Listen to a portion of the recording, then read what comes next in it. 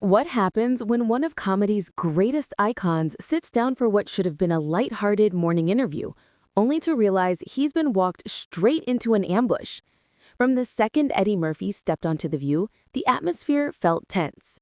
The smiles, the greetings, the applause, it all seemed normal. But underneath, something was brewing, and nobody, not the audience, not the producers, not even Eddie himself, could have imagined just how explosive things were about to get between him and Joy Behar. This wasn't your average celebrity interview gone awkward. This was a prime example of how quickly an interview can fall apart the moment respect leaves the conversation. Before we jump in, hit that subscribe button and drop a comment below. Trust me, you'll have thoughts on this one. Eddie was there to promote his newest project, Simple Routine, another stop on a press tour. He walked in with that legendary calm confidence, exchanging warm greetings with the panel. Whoopi Goldberg, Sarah Haynes, and the rest of the hosts beamed, excited to welcome a Hollywood legend. "Eddie, we're thrilled you're here," Whoopi said as he got comfortable. "Thank you, always happy to be here," Eddie replied. Easy smile, relaxed tone. Exactly the Eddie Murphy fans adore. The conversation started smoothly. Eddie shared behind-the-scenes stories, cracked jokes, and talked about his work with the effortless charm that's made him one of comedy's best. The audience laughed, the host nodded along. Classic Eddie magic. "Comedy is universal," he said at one point. "People always need laughter, especially now." Sarah agreed enthusiastically. Everything was going perfectly until Joy Behar decided to speak. Leaning forward, she shifted the mood. "Since we're talking comedy," she began, her tone sharp, "don't you think some of your early material is problematic today?" The energy in the room snapped. Eddie paused, caught off guard. The other hosts exchanged uneasy glances. "I'm sorry, what exactly do you mean?" he asked calmly. Joy pressed harder. "Well, some of your old routines were offensive. Don't you think you owe people an apology?" Whoopi tried to step in. "Joy, maybe let's focus on his current work." But Joy wasn't letting go. Eddie's expression grew serious. "Let's be clear," he said evenly. "I've been doing comedy for more than 40 years. Comedians push boundaries. That's the job." "But at whose expense?" Joy shot back. "If we start rewriting history and censoring the past based on today's standards, where does it stop?" Eddie replied, calm but firm. "I'm proud of my work. I've evolved like everyone else. But I won't apologize for making people laugh." The tension thickened. Audience members shifted in their seats. The other hosts looked uneasy. Joy smirked, thinking she had him cornered. "So you have no regrets?" she pressed. "I have growth," Eddie said, voice steady. "But regret for doing my job? No. Comedy evolves, society evolves. But I'm not ashamed of who I was or what I created." Joy leaned back with a sarcastic grin. Convenient way to dodge accountability. And just like that, the interview crossed a line. Live on air. Eddie's jaw tightened, the calm slipping from his expression. "Convenient," he repeated, locking eyes with Joy.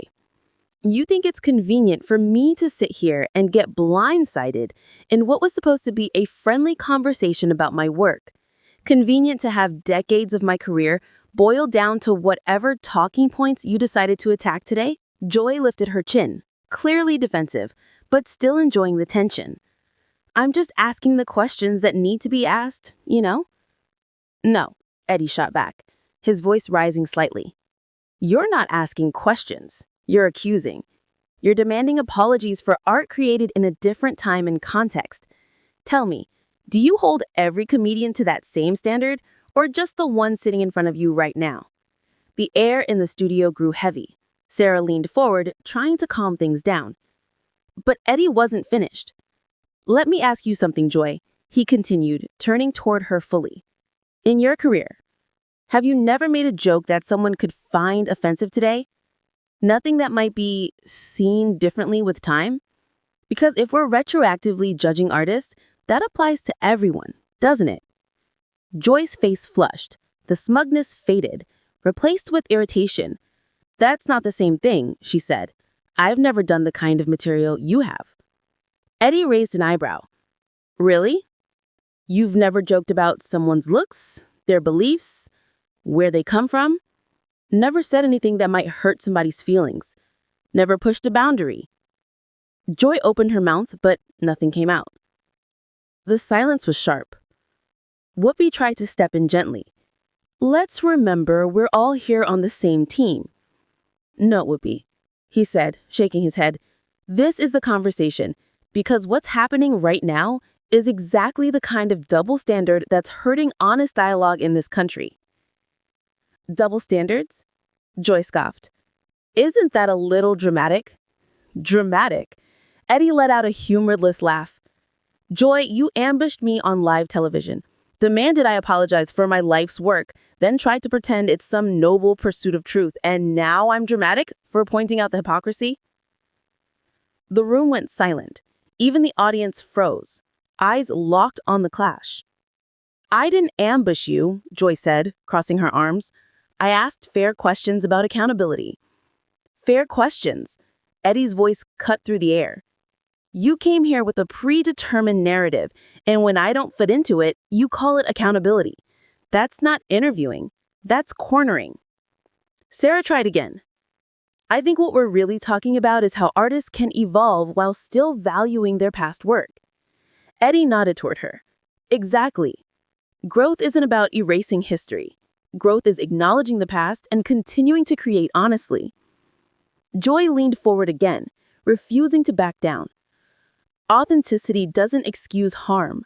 Words have consequences. Public figures need to acknowledge when their work causes pain. Eddie's tone hardened. Part frustration, part disappointment. And there it is. The assumption that comedy exists to hurt people. Do you actually understand what comedy is, Joy? What it does for society? Joy squared her shoulders. I know comedy can reinforce stereotypes and marginalize people.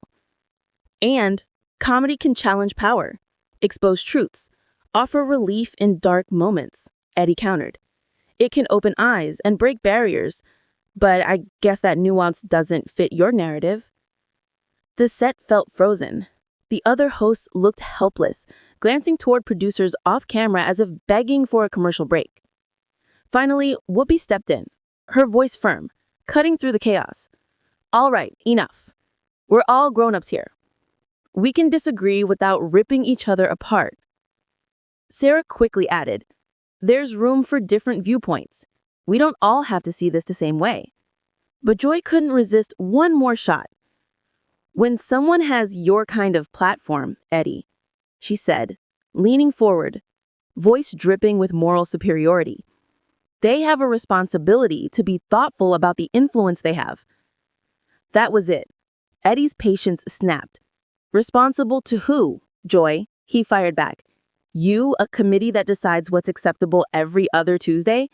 Or the millions of people who've supported me for 40 years? To society, she declared, chin raised, like she was delivering a verdict. Eddie stared at her, stunned. You speak for society now. Your personal opinion represents hundreds of millions of people. I speak for people who believe in basic human decency, Joy replied, puffed up with self-righteousness. Basic human decency, Eddie repeated, voice rising. You think ambushing a guest on live TV is decent? You think tearing down a lifetime of work without context is decent? You think demanding apologies for art created in a different time is decent? Joy's face turned crimson. Her composure cracked. I don't have to sit here and get lectured by someone whose career was built on offensive material. She snapped. And I don't have to sit here and get blindsided by someone pretending this was a good faith interview. Eddie shot back. Did you expect me to sit quietly while you rewrote my career to fit your narrative? The studio was dead silent. The audience didn't move. Even the crew behind the cameras froze. This aggression is exactly what I'm talking about, Joy tried weakly. Aggression. Eddie barked a short, humorless laugh. Joy, you've spent 20 solid minutes attacking my character and legacy, and now I'm aggressive because I won't roll over and smile for you?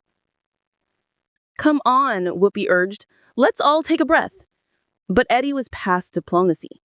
He rose from his chair, controlled, but with a presence that made the whole room go still. His eyes were fierce. The moment felt electric, real.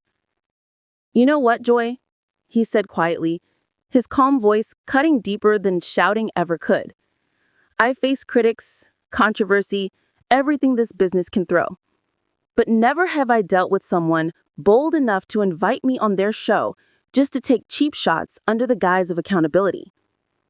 Joy shifted uncomfortably, her confidence gone. "Eddie, you're being overreactive to simple questions." "Simple questions?" Eddie exploded. "You call reducing decades of work to a morality quiz simple? You call demanding I apologize for making people laugh simple? Lady, you wouldn't know a real question if it read its name tag out loud." Producers were waving frantically off camera, but it was too late. The moment was